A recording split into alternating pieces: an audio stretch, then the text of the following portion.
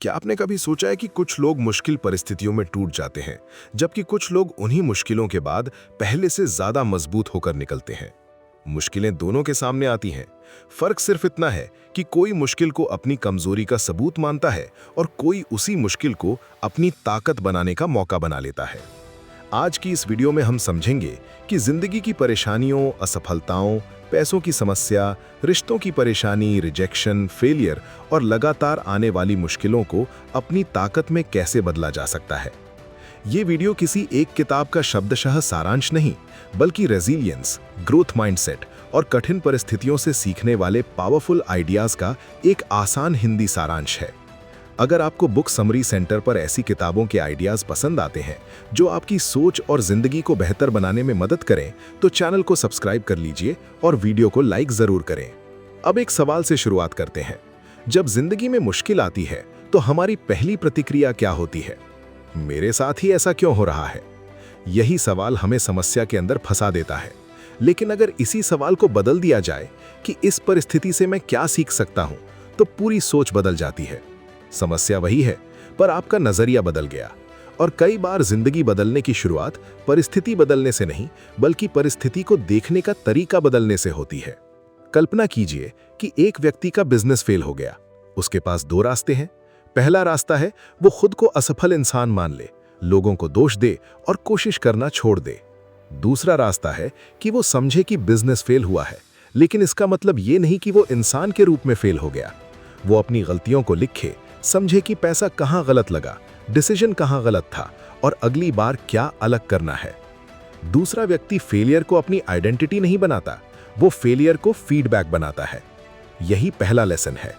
मुश्किल को अपनी पहचान मत बनाइए, उसे अपनी ट्रेनिंग बनाइए। आपके साथ जो हुआ वो आपकी पूरी कहानी नहीं है। एक खराब साल का मतलब खराब जिंदगी नहीं, एक असफलता का मतलब असफल इंसान नहीं, एक रिजेक्शन का मतलब ये नहीं कि आप योग्य नहीं हैं, और एक मुश्किल परिस्थिति का मतलब ये नहीं कि आपका फ्यूचर भी मुश्किल ही रहेगा। कई बार हम मुश्किल आने पर तुरंत उसका अंत चाहते हैं, लेकिन हर मुश्किल का एक लेसन भी हो सकता है। अगर पैसा कम है तो शायद आपको फाइनेंशियल डिसिप्लिन सीखना पड़े। अगर बार बार रिजेक्शन मिल रहा है तो शायद स्किल और कम्युनिकेशन सुधारना पड़े। अगर कोई प्लान फेल हुआ है तो शायद स्ट्रैटेजी बदलने की जरूरत है। अगर किसी ने आपको धोखा दिया है तो शायद बाउंड्रीज और लोगों को समझने की क्षमता विकसित करनी पड़े। मुश्किल हमेशा अच्छी नहीं होती, लेकिन मुश्किल से कुछ अच्छा सीखा जा सकता है। और यही फर्क है विक्टिम माइंडसेट और ग्रोथ माइंडसेट में। विक्टिम माइंडसेट पूछता है, मेरे साथ ऐसा क्यों हुआ? ग्रोथ माइंडसेट पूछता है, अब मैं इसके साथ क्या कर सकता हूं? यह छोटा सा बदलाव आपकी पूरी एनर्जी बदल सकता है। अब एक और महत्वपूर्ण बात, मुश्किलों से मजबूत बनने के लिए आपको हर चीज को पॉजिटिव दिखाने की जरूरत नहीं है। अगर आप परेशान हैं तो परेशान होना गलत नहीं है। अगर फेलियर के बाद दुख होता है तो दुख होना नॉर्मल है। मजबूत होने का मतलब ये नहीं कि आपको दर्द महसूस ही ना हो। मजबूत होने का मतलब है कि दर्द के बावजूद आप धीरे धीरे आगे बढ़ना सीखें। आप गिर सकते हैं, आप रो सकते हैं, आप कंफ्यूज्ड हो सकते हैं, लेकिन वहीं हमेशा के लिए रुकना जरूरी नहीं है। कभी कभी जिंदगी में सबसे बड़ा बदलाव उस समय शुरू होता है जब इंसान खुद से कहता है, ठीक है, ये मेरे साथ हुआ है, अब देखते हैं कि मैं इससे आगे कैसे निकलता हूं। अब बात करते हैं एक पावरफुल प्रिंसिपल की, कंट्रोल। मुश्किल समय में हम अक्सर उन चीजों पर एनर्जी खर्च करते हैं जिन्हें हम कंट्रोल ही नहीं कर सकते। लोग हमारे बारे में क्या सोचेंगे, पास्ट में क्या हुआ, किसने हमारे साथ क्या किया, दूसरे लोग क्या फैसला लेंगे। लेकिन कुछ चीजें हमारे कंट्रोल में होती हैं। हम आज क्या करेंगे, हम किस स्किल पर काम करेंगे, हम किस तरह रिस्पॉन्ड करेंगे, हम अपना समय कहां लगाएंगे और अगला कदम क्या होगा।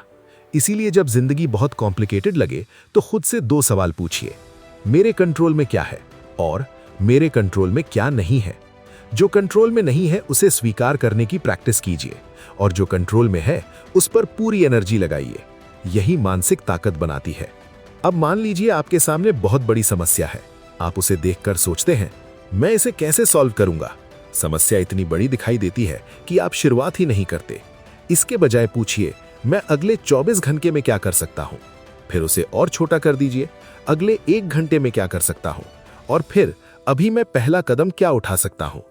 याद रखिए, बड़ी समस्याएं अक्सर छोटे एक्शन से ही हल होना शुरू होती हैं। अगर आपका करियर खराब चल रहा है तो आज एक स्किल सीखिए। अगर पैसा बच नहीं रहा तो आज अपने खर्च लिखिए। अगर हेल्थ रूटीन खराब है तो आज सिर्फ थोड़ी वॉक कीजिए। अगर पढ़ाई में मन नहीं लग रहा तो सिर्फ 20 मिनट पढ़िए।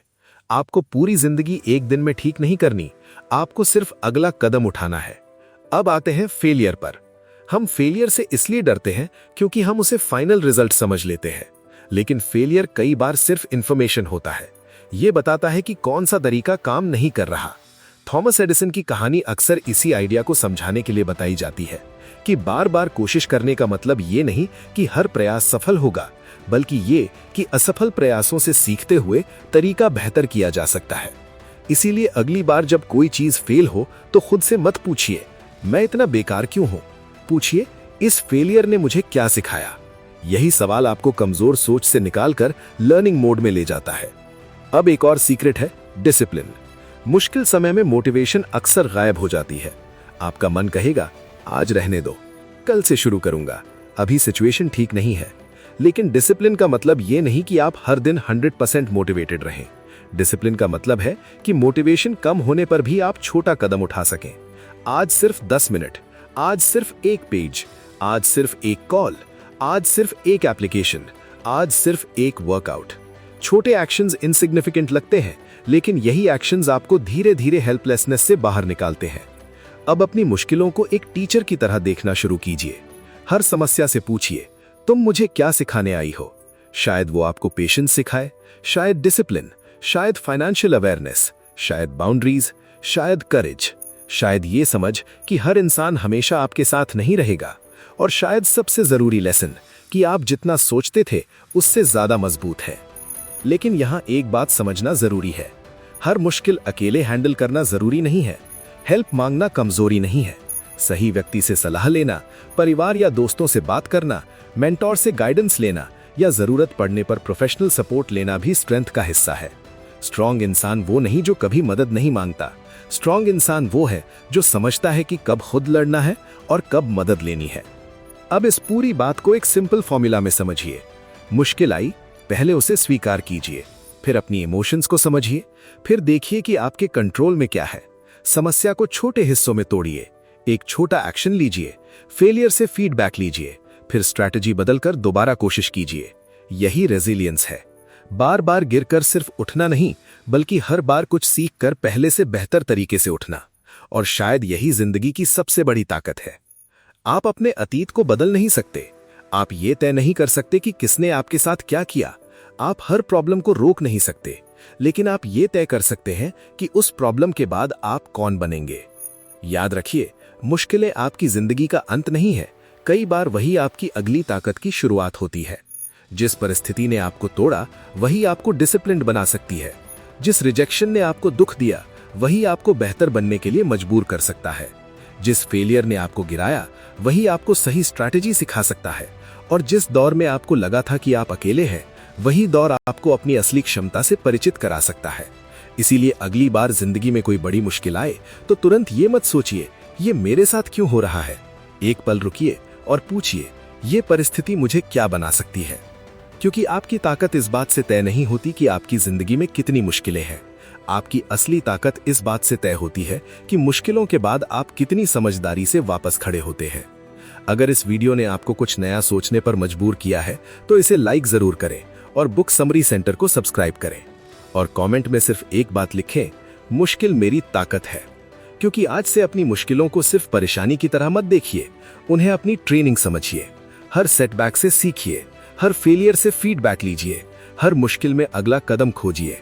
और याद रखिए, आपकी जिंदगी में आई हर समस्या आपको कमजोर करने के लिए नहीं आई है। कुछ समस्याएं आपको उस इंसान में बदलने आती हैं जो आप अभी बने ही नहीं हैं। मिलते हैं अगली पावरफुल बुक समरी में। तब तक खुद पर विश्वास रखिए, आगे बढ़ते रहिए और अपनी मुश्किलों को अपनी सबसे बड़ी ताकत बनाते रहिए।